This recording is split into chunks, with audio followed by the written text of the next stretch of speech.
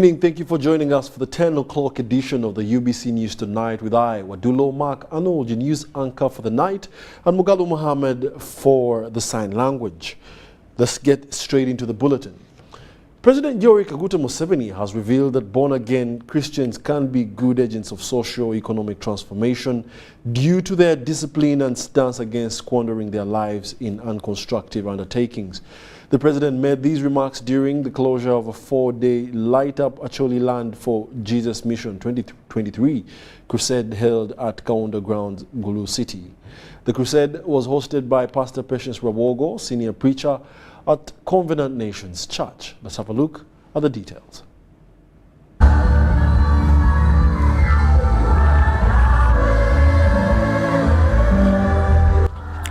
President Yoweri Kaguta Museveni has graced the closure of the 4-day Light Up Acholi Land for Jesus Mission 2023 crusade that has been taking place in Gulu district. This religious gathering, hosted by Pastor Patience Rawogo of Covenant Nations Church, brought together believers from across the Acholi region. Addressing the gathering, President Museveni shed light on the evolving relationship between the government of Uganda and the born-again Christian community. The president was also happy to note that the religious group which they wanted him to ban has now proved to be a formidable force, helping the government to drive its socio-economic transformation agenda. I said, but do you remember Jesus? When people came and told him that somebody was pretending to cast out demons like Jesus. And then said, what should we do to him? Should we stop him or not? Jesus said, no, leave him. If he's not against us, he's with us. That's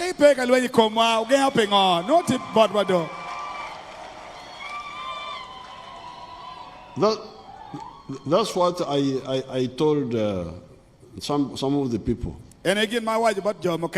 You leave those people. If they are telling lies, God will deal with them.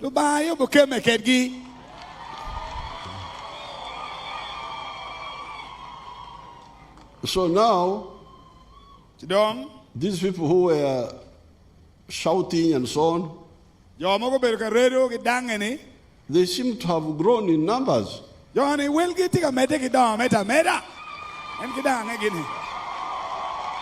He also pledged to give 2 tractors to the born-again Christians in Acholi sub-region to help them fulfill the 4 dimensions of Jesus, which include working with their hands to transform their livelihoods.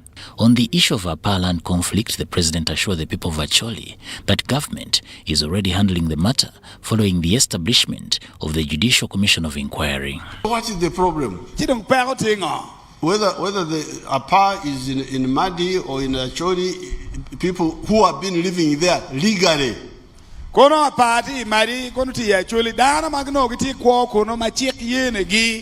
And truthfully. Not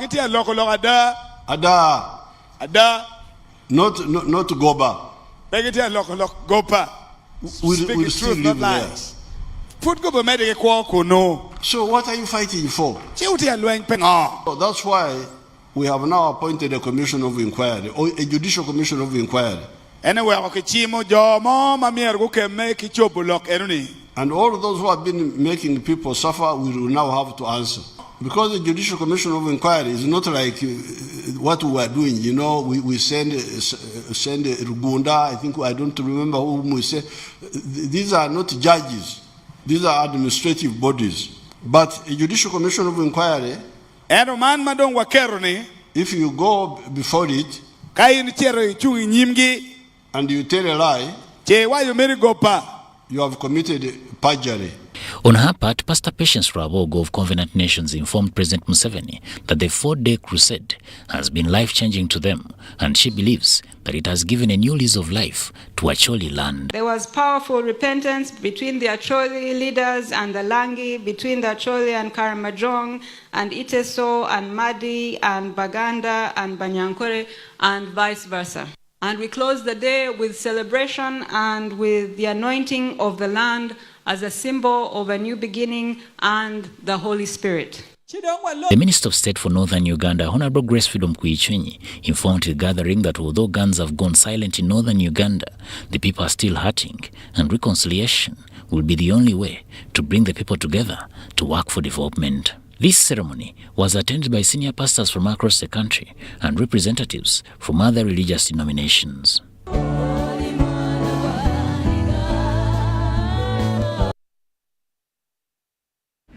The Vice President, Major Jessica Alupo, reaffirmed the government's commitment to addressing issues concerning teachers' welfare and well-being, emphasizing their significant role within the broader government policy framework. This was during an address to head teachers from Eastern Uganda who were attending a 14-day retreat at the National Leadership Institute in Chankwanzi.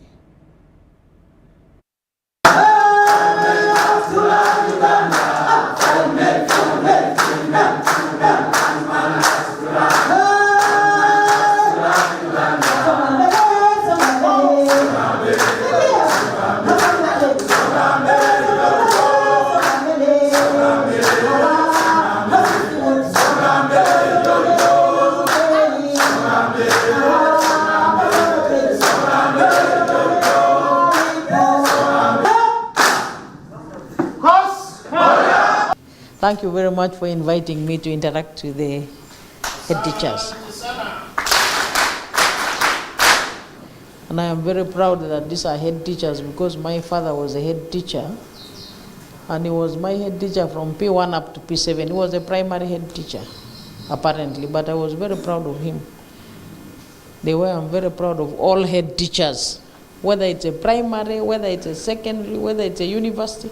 There's also a head teacher in the university. A technical school, those ones try to change their names, that vice chancellor, the principal, but it's a head teacher still. That's the manager of the school.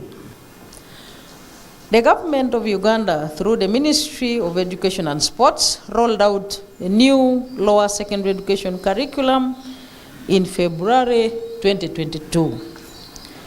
The new pedagogy aims at providing learners with 21st century skills, which include critical thinking, creativity, collaboration or teamwork, communication, information literacy, ICT, and flexibility. Ladies and gentlemen, government shall continue providing resources to ensure the successful implementation of the new lower secondary education curriculum. In a bid to address absenteeism of teachers in schools, the Ministry of Education and Sports has rolled out teacher effectiveness and learner achievement systems to all public primary and secondary schools, as well as certificate awarding institutions. This system, in my view, should be owned more by the head teacher.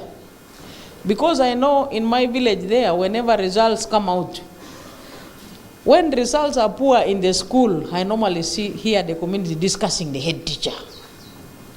And when the results are good, still the community discusses the head teacher. And the community normally associates the results to the head teacher. That's what my experience is in the community there.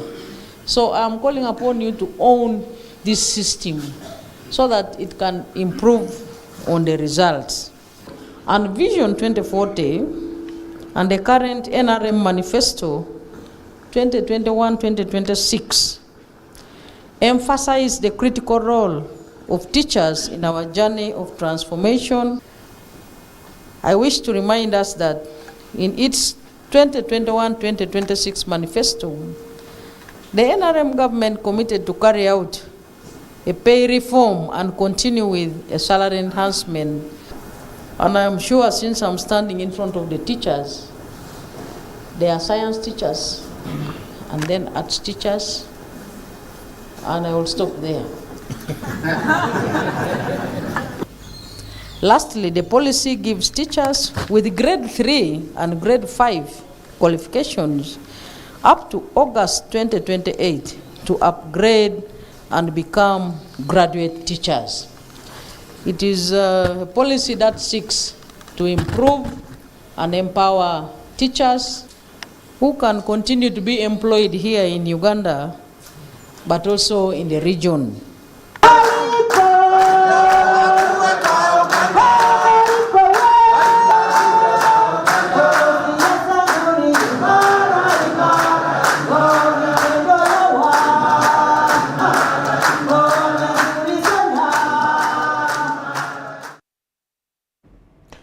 19 months ago, under the command of Major General Kayanja Muhanga, the Uganda People's Defense Forces launched an artillery and aerial bombardment mission on Allied Democratic Forces based in the Eastern Democratic Republic of Congo, including the area known as Mukakati. Mukakati, situated in Kamango, Semuriki in Beni territory, used to be a notorious killing zone where ADF rebels committed atrocities with impunity against the people of the Eastern Democratic Republic of Congo. Haruna Mutesasila has a report on this story.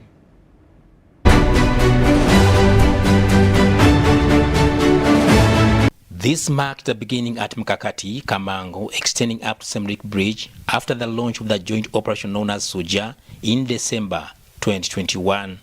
The combined forces of UPDF and FADAK Army successfully dislodged the ADF from Mukakati and established a 111 Brigade, serving as a forward base under Colonel James Kasule as Sector 1 Commander.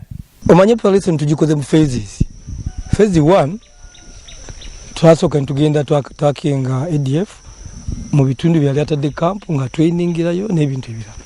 Kati twavaawo netuyingira phase 2 nzine bampa sector. Ebitundu bino kati Sector 1 yali etwala kuva Busunga Mukakate wano Bwisega mabegaawo Semuliki ne mundeyo Kikula Kikinji Mamanono n'ebyalo ebirala. Ne kati mu sector 2 kyatutwalira emyezi 3 abalabo kuba malamu muno. Era wano wenyimiridde tujita right axis. It was at Mukakati where UPDF initiated ground offensive operations against the major ADF camps, including Kambia Yuwa, Tondoli, and Medina, among others. Lieutenant General Kanja Muhanga recalls these actions vividly. Kamango, Mukakati, Kambia Yuwa, sehemu za Tondoli, hizo zote sehemu tukakomboa. On November 31st, 2021, General Kanja Muhanga assumed the role of Commander for Operation Soja, following orders from the Commander-in-Chief of the Armed Forces to launch an attack against the ADF within Eastern DRC. Mukakati, Kamango, extending up to Semuriki, served as a crucial supply route for the ADF due to its strategic location near Busunga and Nobile border point between Uganda and DRC. He had said for decades, those areas of Ido, Ndimo, those of areas of Mount Hoyo, areas of Matunguru Valley, Maitatu, all these locations I'm talking about, we have defeated the ADF there. The main group now, the remnants, are west of Eringeti Commander Road. Now, after 19 months of intensive operations, UPDF and FADAK ground forces report no significant challenges in this region. The civilian population has gone back to their homes and they are busy doing their farming activities. There's increased business activity on the road from Busunga, Nobile, PK51, that is Semuliki Bridge, to Beni. Lieutenant General Kanja Muhanga, the Commander Land Forces, and General Diko Lom, the Operation Soja Commander, vividly remember the initial operations in this area. Those camps of Tondoli, those were our first targets. That's where we had to displace them because they were near the border with Uganda. That's where we started from. In phase 2 of the operation, we had to move to from North Kivu to Ituri. Ja has generally been a huge success. My predecessor here, Lieutenant General Kayanja Muhanga, almost finished it. I have just come to put small nails to the coffin that General Kayanja had already built. The ADF is still there. We were pushing at them, but suffice to let you know that much of their efforts have been totally degraded. Yeah. Currently, the joint forces have established themselves within North Kivu territory, no longer facing threats from ADF attacks. Through CIMIC activities, UPDF is promoting and supporting the involvement of the Congolese youth and women in conflict prevention efforts in areas affected by the ADF conflict. Haruna Mtesasira, UBC News. The former chief news editor, Uganda Broadcasting Corporation, has been unanimously elected the cultural leader of the Sabine community. Peter Swilike Kisa was elected unopposed by the clan leaders from the 3 districts that make up the Sabine region as the pioneer cultural head of the Sabine this weekend. I'm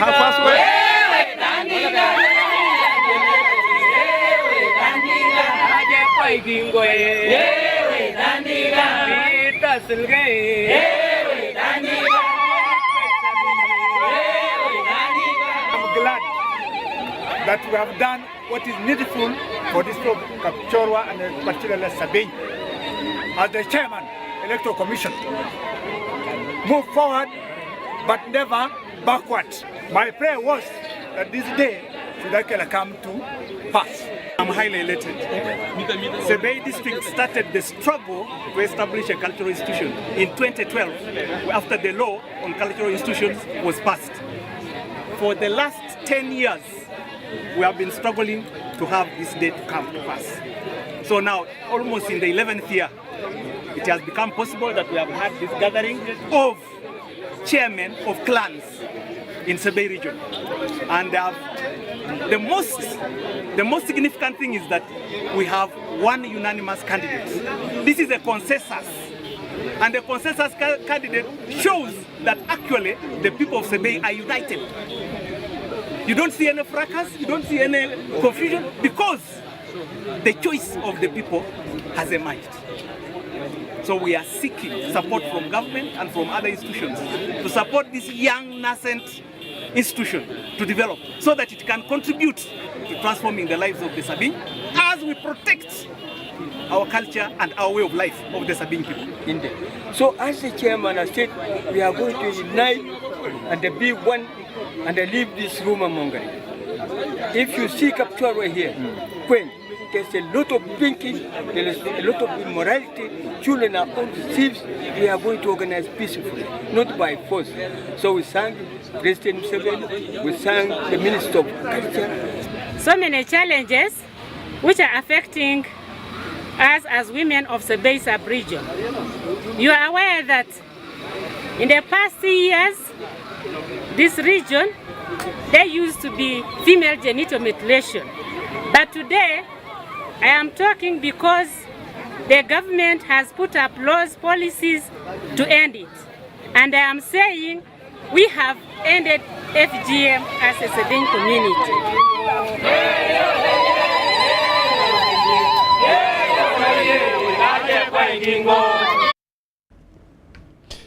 The Chancellor Ndeje University, Bishop Hannington Mutebi, has asked institutions of higher learning to inculcate Christian values among students by anchoring their success on God. Bishop Hannington made these remarks while presiding over the recommissioning of a 7 billion church project at Ndeje University at an event that coincided with the induction ceremony for first-year students. Details in this report. Ndeje University has unveiled a 7 billion shilling church project at the main campus in Luwero district, projected to house over 2,000 believers. This is the day when we have rededicated the grounds upon which we are going to build the new chapel, which can accommodate 2,000 students, at least 2,000 students, because currently our old chapel could only take in 300, and we are kind of squashed in. And so God is providing for us this grace to see that we put up a chapel that can host all of us, but also part of that chapel, there will be a hall. The plans were approved by the local authorities, but of course there were some variations that we had to include in the approved plans. And as I talk, the tender board is about to sit. We've already picked on selected. We are using selective tendering where we've selected among our pre-qualified tenderers. The project was unveiled by the institution's Chancellor, Bishop Annington Mutebi, who stated the significance of a God-fearing generation and the main purpose of the chapel in strengthening the spiritual warfare of the students and the neighboring community. I think this is because the life in a Christian university or any Christian institution, life in such an institution rotates around the chapel. In all those church-founded schools, you find a chapel in the center of the school. So it's like it helps to inculcate discipline into the children, the students. God does not reside in any physical structures, but why is he so passionate about having a house to his name? It is because of his glory. This is a symbol of his glory. So we wanted something that reminds our community that this is a Christian institution and a place where students would go for their transformation, social transformation, spiritual transformation. You know, a university can be challenging and very demanding. The chairman, Uganda Manufacturers Association, Deo Kayemba, pointed out the need for students to equip themselves with practical skills to enable them compete well in the job market. And you are here saying, when we get out, we can make jobs anyway. Start now. Look at where you're going. Look at the marketing tips that are going to drive you there. Try to get. If you still think Swahili is for the military, you are mistaken. We are now going into Africa Continental Free Trade Area. So, having a Christian university that has got a foundation of Christian ethics is very compatible with the professional guidance that we are giving to the students. We want professionals who are ethically grounded. Giving them a place of worship, a place that they can go to and express themselves to God, is part of giving them an environment in nurturing them into useful citizens of this country.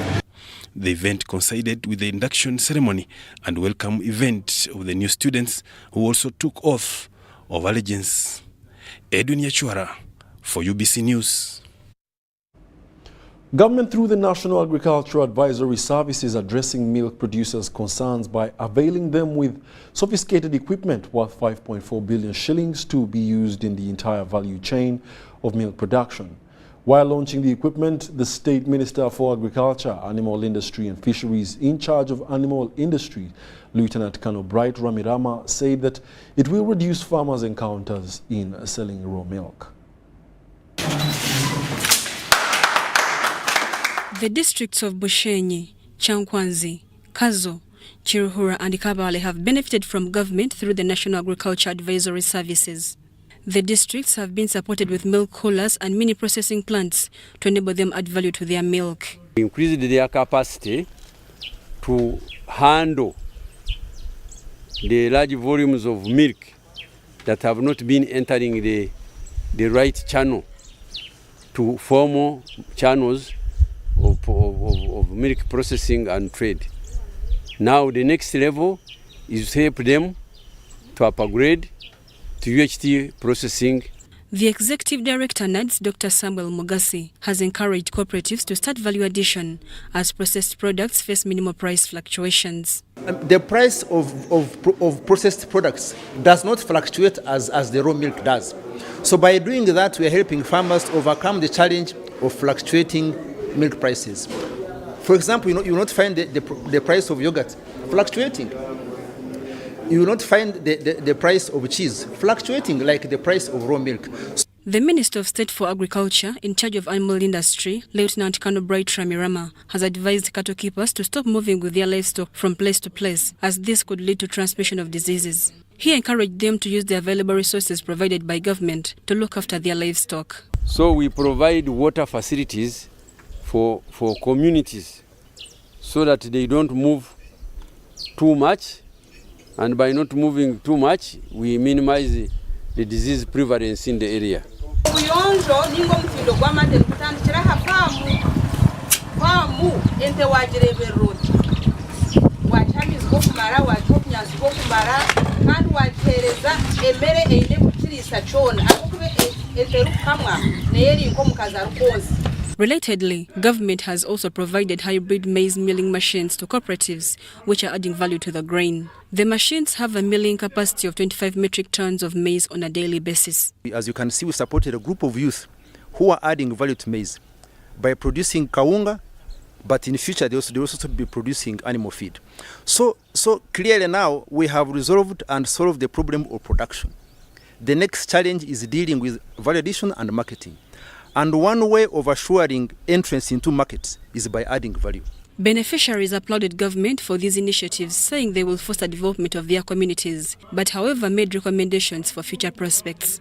Farmers cannot allow others to access these value tanks where they are constructed, for instance when they are having such diseases. Our recommendation, which can be taken as a government policy these days, is go for production wells and have piped water systems that are solar driven. You pipe water into different farms, which is cost effective.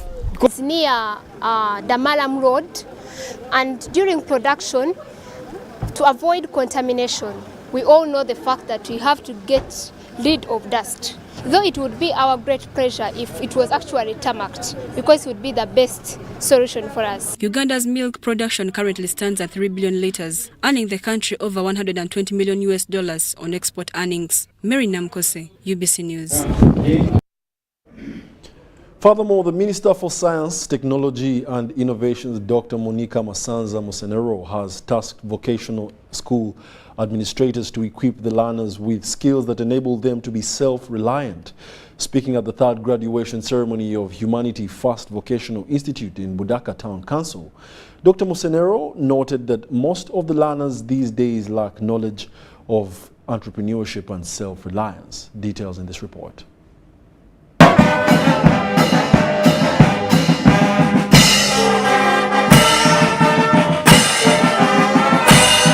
The Minister for Science, Technology and Innovation, Dr. Monica Musenero, has said that there is need for trainers in vocational training institutions to reshape their courses to equip learners with skills and knowledge for flexibility in the job market. Now, there is a myth in Uganda, many of us in our institutions, in our countries, especially African countries, that everybody who graduates from a vocational institute will go and start their own job, will go and start their own business. Reality doesn't show that.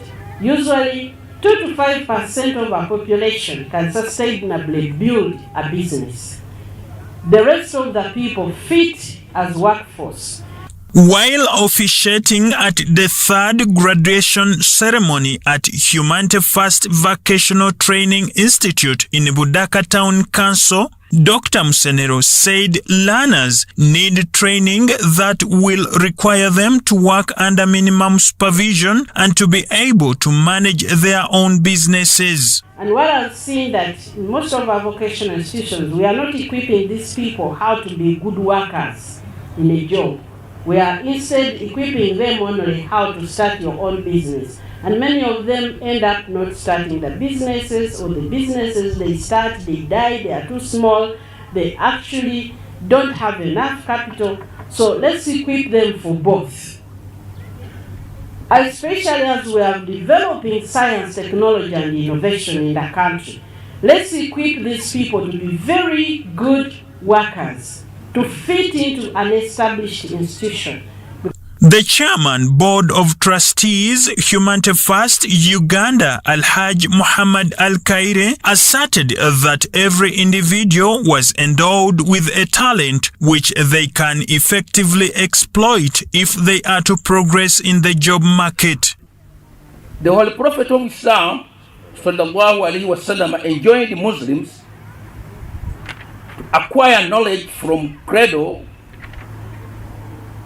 to their deathbed, as long as retain the sense of understanding, try hard to acquire knowledge. That knowledge shall be not only helpful to you but to others. This is true spirit of Islam, that we should try our level best to help others achieve what they are intending to achieve, and also to educate them to be useful to others. In other words, in the words of the minister, to be relevant whenever need arises. Nahoho Rashid Matselele and Muhammad Yiga, UBC TV. The African Student Education Fairs, powered by WR Education Placement Consultants, have organized the two-day networking education fair in Kampala. This fair is aimed at boosting chances of students who want to study from abroad realize their dreams, as these details share with us. Students and parents have participated in an education fair organized by the African Student Education Fairs and showcased the importance of studying from their institutions. This education fair happens twice in a year, and we do different countries. The education fair is all about students and parents plus the educators who come from different countries to come and exhibit in Uganda. It's more of bringing together the students with the universities and colleges from different study destinations to come to Uganda, then meet with them at, like now we are at the Golden Tulip Hotel, where they come in and meet students, tell them about educational opportunities of studying abroad.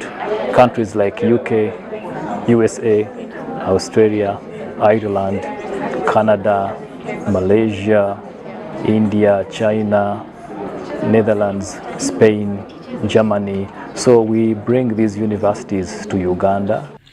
The beneficiaries of education fairs acknowledge that it is good for those who have graduated. They ask all well-meaning Ugandans to embrace the program in order to realize their dreams. I would like to give recognition to the African Students Education Fair, which I did in March, and which I attended in March, and through it I was able to get a full scholarship at Jiangsu Normal University in China, and soon, in around September, October, I'm going to be setting off to go and start my bachelor's in electrical engineering and automation. I'm doing the medical pathway, and it is a really amazing opportunity for the Ugandans to be doing OSSD, Ontario Secondary School Diploma from Uganda, by online means without having to travel to Canada. To join this program as a Ugandan, you must be from P4 until 12th grade for graduation. And it is very good for students who have just graduated from senior 4 and who do not want to do A-level, that is 2 years. They could instead do the OSSD, that is just for either 6 or 9 months, which would help them cut short their time to get into university. The education fairs have been running for the last 10 years and have helped learners access scholarships. They come with so many opportunities, things like exchange programs, partnership with local universities and colleges, partial and full scholarships, scholarships for those that have academic excellence, and again they give full scholarships, and this is an opportunity for Ugandans.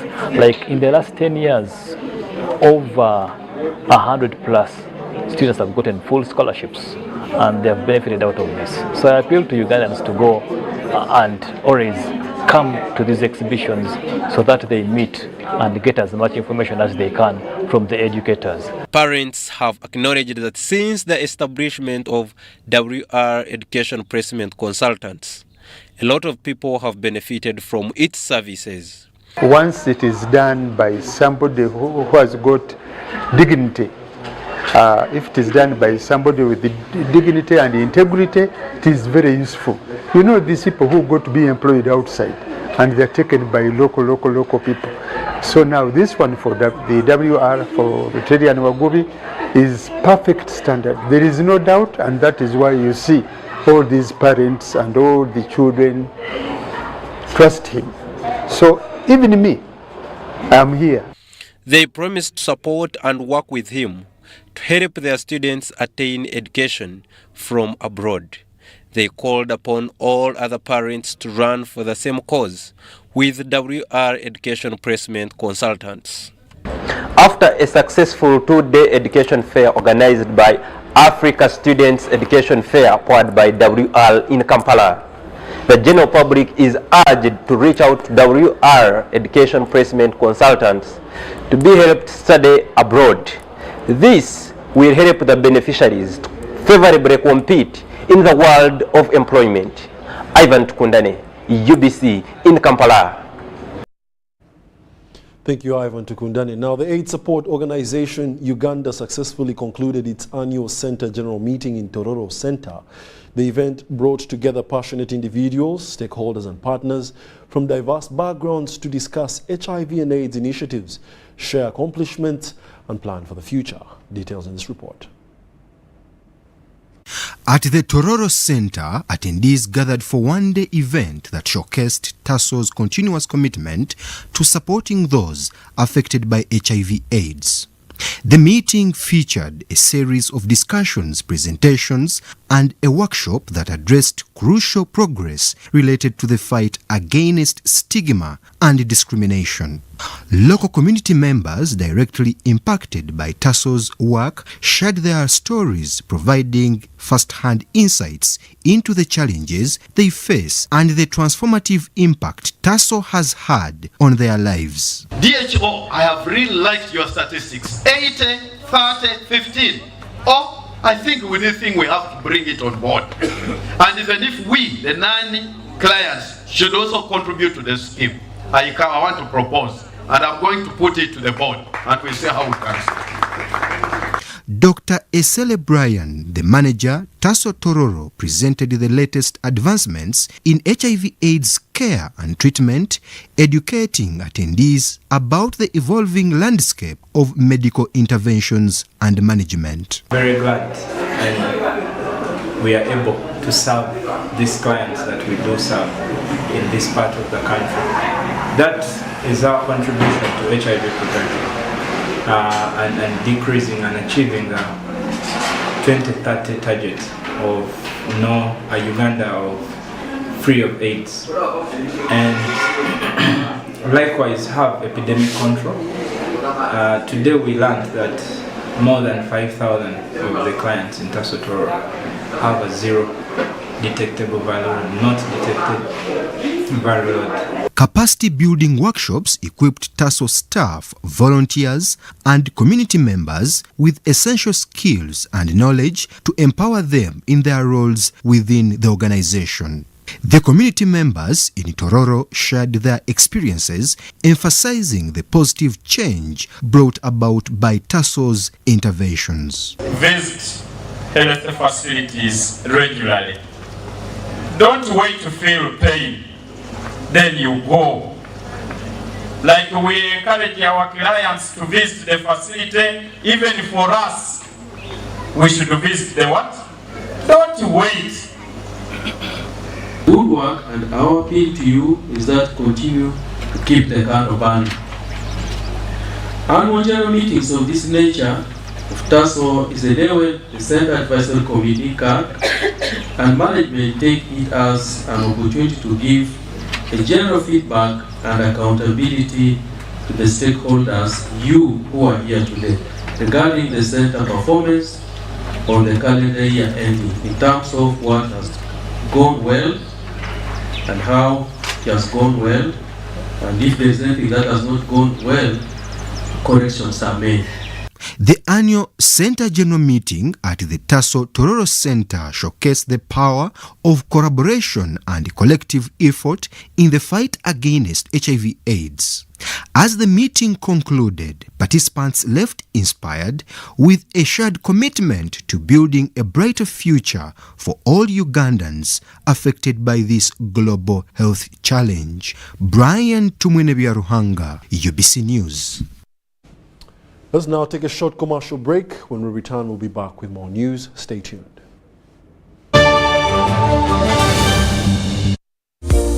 Set to our sport not to the wrong person. Here's how to reverse it with MTN Mobile Money. Dial *165#. Select My Account. Select Initiate Reversal. You will see your last 3 transactions. Select the transaction you want to reverse. Enter your mobile money PIN and you'll get an SMS confirmation that the transaction has been blocked from being withdrawn. And that's it. Please note, only transactions that haven't been withdrawn can be reversed.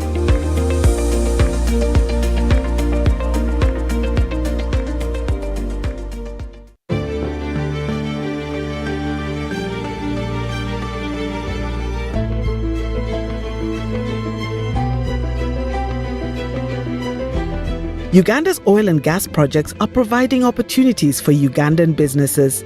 Between 2017 and 2022, 40% of the 3,800 procurements worth $4.4 billion were awarded to 460 Ugandan companies. This includes 41 community-based companies that have been awarded contracts worth $2.3 million. In order to be contracted to supply goods and services for oil activities in Uganda, entities must register on the National Suppliers Database. Over 2,300 entities are registered on the National Suppliers Database. Registration is free. The Petroleum Authority of Uganda, creating lasting value in Uganda's oil journey.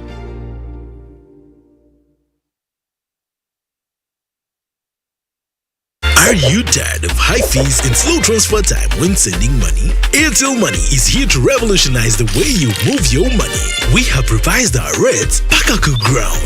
Sending money from Airtel to other networks in Uganda, East Africa, and to the rest of the world has never been more affordable. Dial *185# and start sending money. Switch to Airtel Money today and experience unbeatable rates and top-notch services for all your local and international money transfer needs. Airtel Money. Instant, secure, borderless. Juko. Yo. What you go? Check the shopping, man. What's your secret? Haven't you heard of the Parish Development Model PDM? Yes, I did, but I thought it was just a talk. No, Sebatia. It is real. I and a few friends together formed a circle, accessed money from the PDM, invested in a poultry project, and now things are moving. Juko. I thought I was one of your friends. You are. But you left me behind. I didn't leave you in poverty. What you do, just visit your LC2 chairperson and your parish chief and start the process of economic transformation. Just like that. The Parish Development Model is an initiative from the government of Uganda through the Ministry of Local Government designed to transform all lives of Ugandans for the better. PDM, my parish, my development, my life.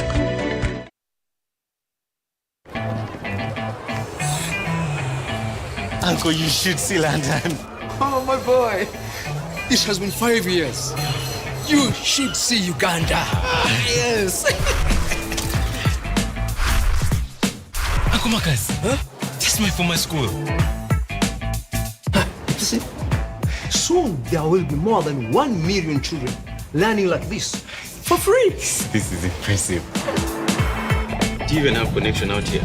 Well, we have 100% 4G countrywide. Okay. We even have 5G too. That's approximately 700 billion Uganda shillings in tax, making Airtel one of the largest corporate income taxpayers over the last 5 years, helping build a better Uganda. Today, your son saw our new Uganda. Thank you, Uganda, for imagining it with us and making us the fastest growing telecom in the country over the past 5 years.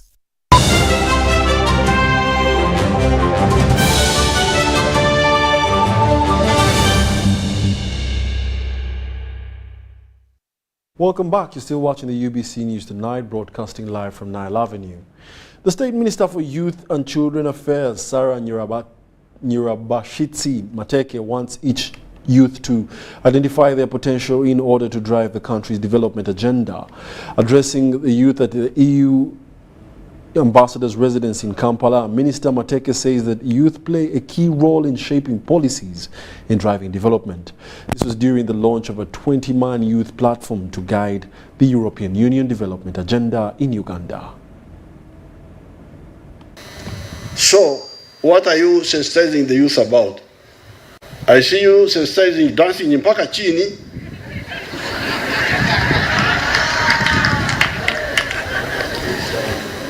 Okay, is that all you are sensitizing them about?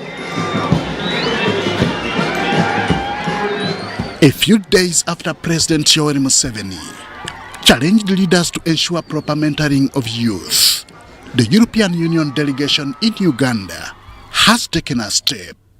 A 20-man youth platform has been launched in Kampala, Uganda's capital city. It is meant to provide guidance to the development agenda of the European Union delegation in Uganda. And we finally also have programs to help reducing the skills gap and support youth employment by equipping young graduates entering the labor market with adequate skills and attitude. The platform is dubbed Youth Sounding Board. It is aimed at strengthening engagement with young people in Uganda to ensure effectiveness and relevance of the EU. I express my wish that the Youth Sounding Board and the European Union, through our dialogue and interactions, can make EU's action and cooperation here in Uganda more participatory, relevant and effective for young people in this country. The participation of the young people in development decisions in Uganda cannot be taken for granted given their demographic. It goes without saying that youth play a pivotal role in shaping policies, driving change, and contributing to the development of a country through the expression of their opinions, concerns, and aspirations. I can tell the other guests that the Youth Sounding Board is really full of energy, ideas, and ambition. And we really look forward to working with you during the coming 2 years and possibly beyond. Sarah Mateke Nyirawashisi oversaw the launch of the youth platform. She wants youth across boards to be made good use of. For the youth of Uganda, I believe this initiative offers an inspiring example of what can be achieved when young voices are valued and included. The event was held at the EU ambassador's residence in Kampala. Both youth and their leaders affirmed commitment towards this new arrangement. We have issues on gender, we have issues on skilling, we have issues on sexual and reproductive rights. These are areas that are core, not to only a few of us who are gathered here, but to the whole country at large. The platform is made up of 20 youth between the ages of 20 to 30 years. Henry Okrut, UBC. And in an effort to conserve the environment in Uganda, Ramex Gas is actively encouraging the use of gas for cooking, moving away from traditional fuels. This shift is part of a broader initiative aimed at reducing indoor air pollution, deforestation and promotion of cleaner energy sources. Details in this report. Uganda, like many developing countries, has been grappling with health consequences of indoor air pollution. Traditional cooking methods, such as burning firewood and charcoal, release harmful pollutions into the air, leading to respiratory illnesses and premature death, particularly among women and children who are most exposed to these fumes. Use of this conventional way of cooking by using charcoal, the trees, the branches, the wood, the firewood, it is affecting the environment, plus it is also polluting the environment, and it is giving a various kind of disease. To combat these issues, the government is promoting the use of liquid petroleum gas as a clean and safer alternative for cooking. LPG is a more efficient and environmentally friendly fuel source, producing significantly fewer harmful emissions than traditional biomass fuels. It is also more convenient and easier to use, reducing the time spent on cooking and gathering firewood. First of all, this Amex gas, we should, all ladies, women especially, they should use at their home because to save their time. What happened nowadays, not only men, women are also working, right? So before that, they use their time to put charcoal, 30 minutes they take their time to put charcoal, then they waste their time. So according to me, I think gas is the easiest way of cooking. The Ugandan government has introduced several initiatives to encourage the adoption of LPG for cooking by providing subsidies to make LPG more affordable for households, particularly those in low-income communities. Efforts are underway to expand the distribution network for LPG cylinders to make them more accessible in rural and urban areas. Along with the government's initiative where they also want people to accept this product, we are also supporting indirectly that drive. So now this lack of awareness, lack of product availability, especially in the rural areas, the market share is not increasing the way it should be. If we talk about the advanced nations, the story is totally opposite. Maybe 7 to 5% is using a conventional way of cooking. 90 to 95% have shifted to gas. If you talk about a developing economy, say 50 to 60% is a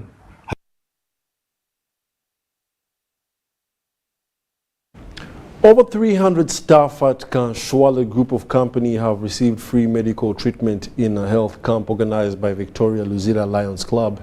Health experts have urged Ugandans to always get tested for non-communicable diseases. Among the diseases that were tested were diabetes, high blood pressure, TB, eyes, among others. To check them so that they can know how they are standing. We've screened them against hepatitis B. We've screened them against HIV, syphilis. We've taken their blood pressure, diabetes, and we've health educated them on how best to take care of themselves and how best to live a good health. We have health educated them also, those who have tested negative, to continue living the way they've been living carefully. Those who are not married, we've encouraged them to marry so that they can stick to one pattern and be faithful. For those who are married, we've encouraged them to really stay faithful and not to move around here and there so that they can be safe from HIV, hepatitis B, syphilis, and other diseases which are sexually transmitted. We've checked their eyes and we've offered them glasses, and those who need medication, we've tried to give them the medication which is required for their conditions. To the people out there, I would like to tell them that it is important to know your status in all ways. Like now, many people are losing life on hepatitis B, even HIV and AIDS. Even diabetes, people are having sugar and whatever, but the way they are eating, they don't know that they have. But if you come to know that maybe you have pressure, you have sugar, you have what, it will be able to help you to know how to keep yourself, how to eat, what not to eat. I think it is important.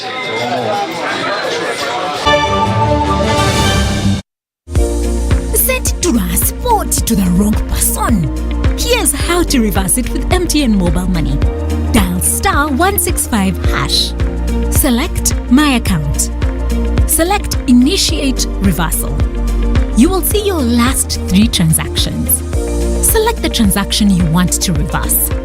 Enter your mobile money PIN and you'll get an SMS confirmation that the transaction has been blocked from being withdrawn. And that's it. Please note, only transactions that haven't been withdrawn can be reversed.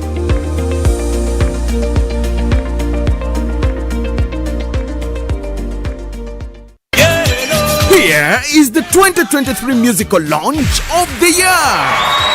16th of September 2023, Kololo Ceremonial Grounds will be the only place to be, as the whole of Uganda will gather to witness the Museveni Awoma musical launch by Eman Sereko, also known as Munamasaka. Don't miss all your artists, comedians, stage and movie actors, members of parliament, ministers, leaders at different levels, led by the Right Honorable Premier Robin Nabanja. The chief guest of the day will be the one and only Sabalwanyi Jajamwami, His Excellency Yoweri Kaguta Museveni. All at a free entry at Kololo Ceremonial Grounds on the 16th of September 2023. Do not miss. Hello, Mom. How did you sleep? How is Salongo? Oh, Mommy, how is Grandma? And Simba, the dog, yeah, the funny one. Call Bona on any network in Uganda with Airtel Bona voice bundles. Dial *100*1#. Select Call Bona to choose bundles from as low as 1,000 shillings from daily, weekly, monthly, or bundles that don't expire. Call Bona on any network in Uganda with Airtel. A reason to imagine.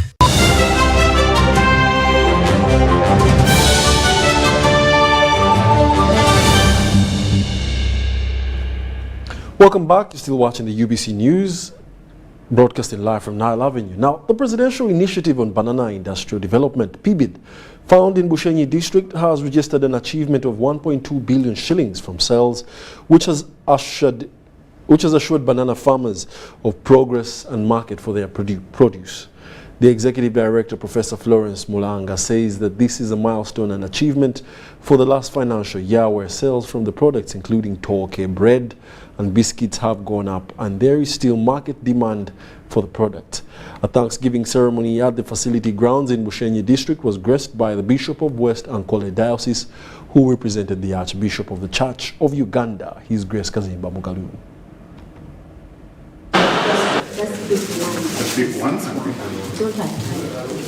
Our Thanksgiving session, we are left with very... I am the moderator. We actually had targeted 9 billion, but the releases of the finances and all the bureaucracies let us down. We did get money on our accounts until the beginning of this calendar year, so it was very difficult to push through our strategy. We aggregated the performance to have occurred in about 4 months of the year without all the tools of trade that were anticipated. So somebody was saying, you are scientists. I think scientists are very dynamic to have made that kind of strike. So this year, as you can see, we are going to another level. We've gradually growing the tools of trade in the marketplace. And I want also to assure you that we are growing this tool of trade as franchises, which we are eventually going to divest to prospective market. Your life and mine should achieve something, should do something, listen, that will benefit humanity. Something that humanity will look at and appreciate the fact that you are in existence.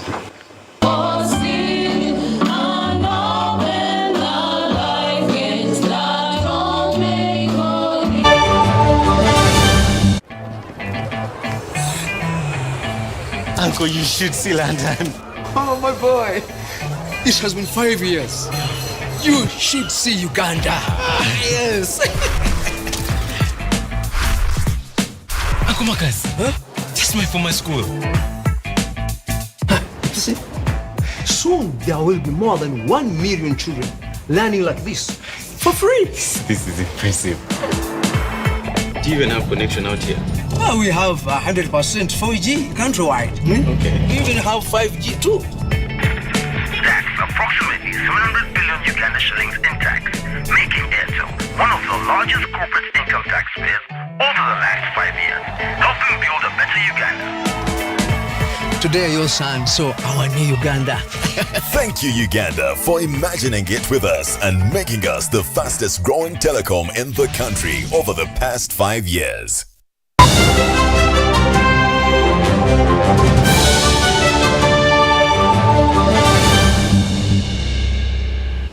And in the world of sports, the Rwenzori Theluji International Festival in Kasese district has attracted participants from 14 countries. The marathon aims at marketing the district's potential as a tourism destination.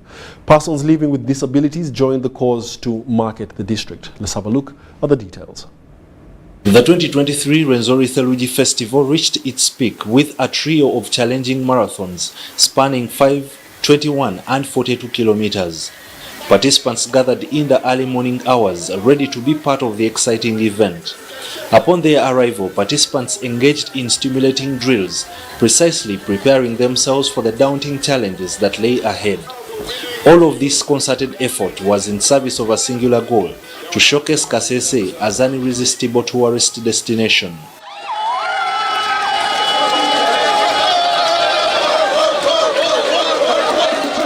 And we want to also promote climate actions and for us to plant some more trees, avoid deforestation, and bring in focus the climate conversation. So it's about the planet for us.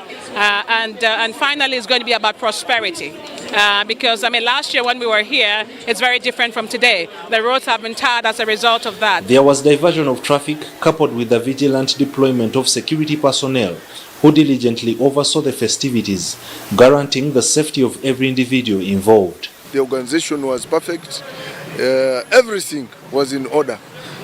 You can see even the runners were protected because the road closed for 4 hours. And so runners were not scared of vehicles, motorcycles and the like. One, they have been knowing us always for negative issues, having chaos, having issues in terms of security matters. And this time we are rebranding. People do come to Kasese for issues, but this time they are coming for happiness. They are coming to know the destination, tourism destination that are new. Now, the 2023 Theluji Festivals also attracted persons living with disabilities, and their participation in this specific marathon is to show cause that disability is not inability. I'm also having a heart of competing with others. That's why I'm here. Just move in the middle. The government can support and actually in giving appliances like tricycle, wheelchairs and weight canes, so that these people can be able also to compete like able-bodied people. The festival served as a hint of the upcoming World Tourism Day, an occasion the Ministry of Tourism awaits to spotlight their accomplishments and performance. 3 years with all the stakeholders in the sector, UTB, Wildlife Authority, UHTI, we are coming together and demonstrate to the country that as a tourism sector, this is what we have done. And we have allocated some resources. For example, in this event alone, the ministry put 50 million Uganda shillings, and we hope we shall put much more in the subsequent years to come. Each participant, upon crossing the finish line, was awarded a medal as a testament to their endurance, with each medal indicating the length of the race they had conquered. The 2023 Theluji Festival bore witness to a remarkable surge in participation, with the number of attendees skyrocketing from 800 in 2022 to an impressive 2,000 in 2023. This time we have had people from about 14 countries who have joined us in this marathon. Next year we might have about 30-something countries that will be represented. So we encourage government to continue pushing this agenda, helping us in this agenda, because this is what brings in wealth. This surge not only reflects the festival's growing popularity, but also underscores its significance as a vital platform for promoting Kasese and celebrating the spirit of tourism. Ivan Kahwa, UBC News in Kasese District.